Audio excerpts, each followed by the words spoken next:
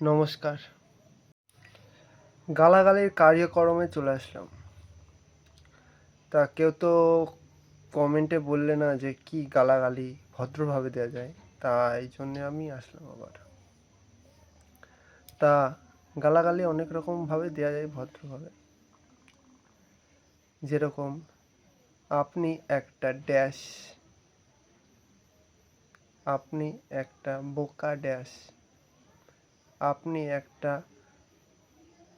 ছিরন্ধার dash, অনেকভাবে দেওয়া যায়। এর চেয়েও একটু ক্লিয়ার করে বলতে গেলে লোকে খারাপ বলবে, তাই বললাম না। এর চেয়ে যদি ক্লিয়ারভাবে ড্যাশ শুনতে চাও তাহলে কমেন্ট করো, ভিডিওগুলো দেখো। যদি ভালো লাগে তো সাবস্ক্রাইব করো, নাহলে দু চড় মেরে চলে যাও। নমস্কার।